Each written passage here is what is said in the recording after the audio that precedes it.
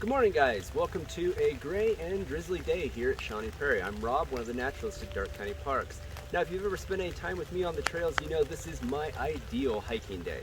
So we're going to go out for a rainy day hike and see what we can find out there. It's fantastic autumn colors, and we're going to wander around the woods, and I'll give you a little bit of an idea why I enjoy rainy day hikes so much. All right, let's go for a walk.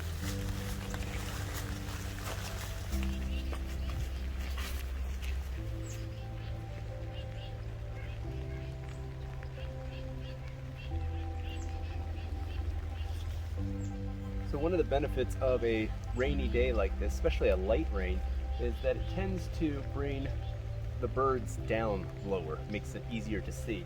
So right up here we've got a nice winter flock of chickadees and titmice, looks like maybe a yellow-rumped warbler or two, and because this rainfall is coming, they actually drop lower in the tree canopy, and we can get a little bit easier look at them, binoculars or not.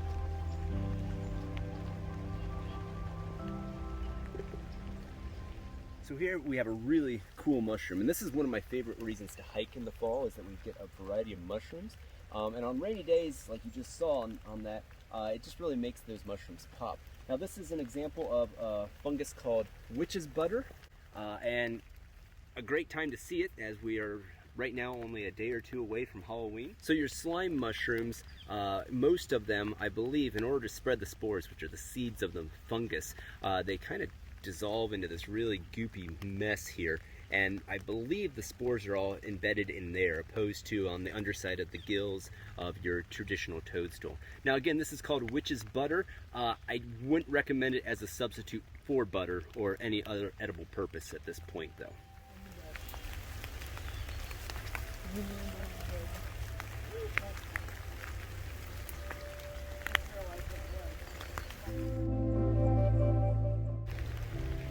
You see the buck?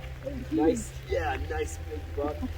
Antlers up, and look, didn't have my binoculars on it, but it looked like the antlers still had a little bit of velvet, maybe just kind of falling off. Very cool.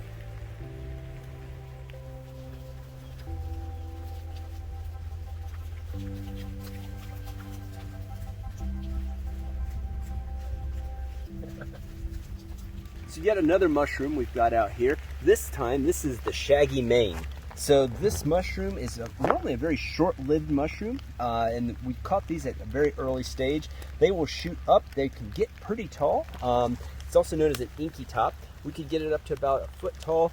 The cap will expand quickly, and then generally within 24 hours or so, that cap just disintegrates into this black ooey goop stuff, drips around, thus the name inky top or inky cap.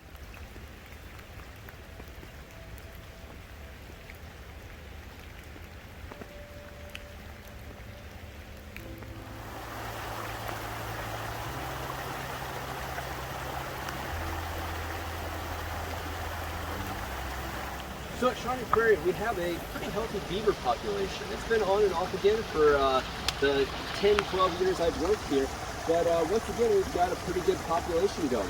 This is one of many dams that they have built along this ditch to keep the clay pits flooded dry during the dry season. Now, this stayed flooded all year, or all season long. We had pretty dry weather throughout most of the summer, and that area out there remained wet. So they've built a series of dams, one of which I'm standing upon here. Pretty robust structure. Now beavers are fantastic animals.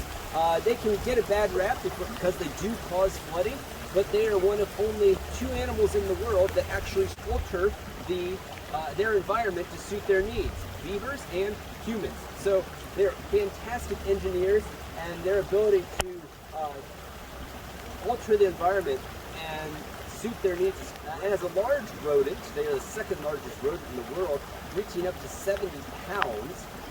They need to be able to get away from predators, and they do that by swimming.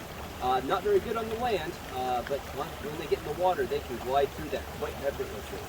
So this is a fantastic little mini dam here. It's been here for some time. We've got duckweed on the top. We've got some watercress growing up there.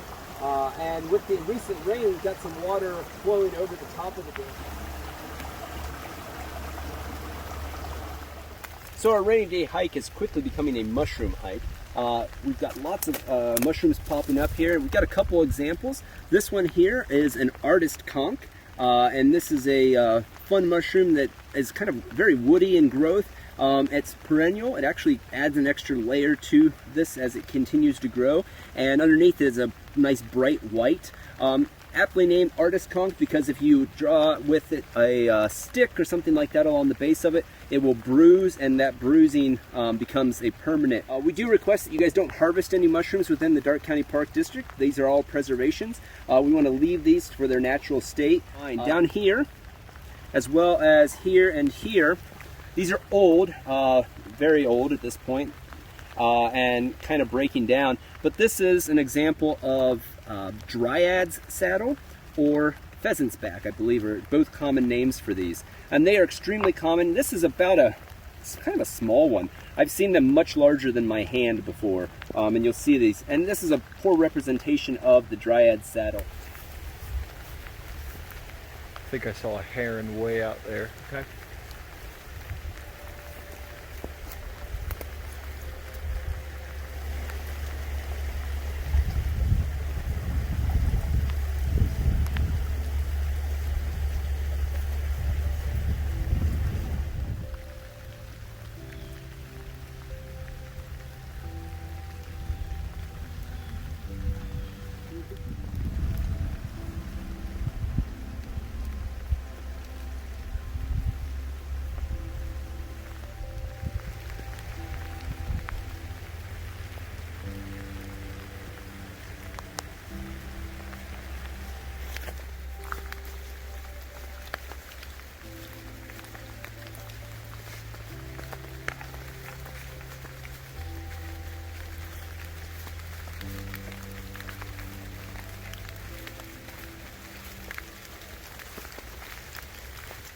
So this is another little mushroom, as you can see, quite small. Put my finger here for size reference.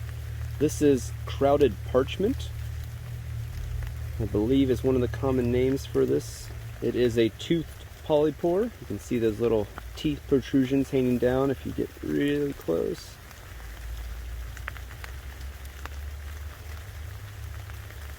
Very common to find out in the woods, always grows in a big cluster like this. So it's not very much to look at on the top, but this is violet-toothed polypore, aptly named for the bright violet that shows up underneath. And you can see, again, toothed just like that crowded parchment we just looked at, but brilliant violet colors underneath. Check out this one up here, almost entirely purple. Fantastic.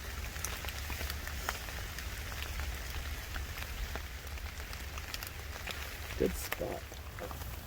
So right there, we have some tiny carbon balls of one of the, kind of like a puffball style mushroom.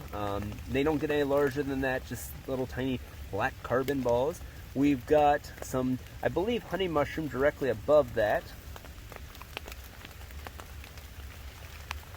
Not entirely sure on that one. And then right here we have one of many affectionately called LBM mushrooms, little brown mushrooms.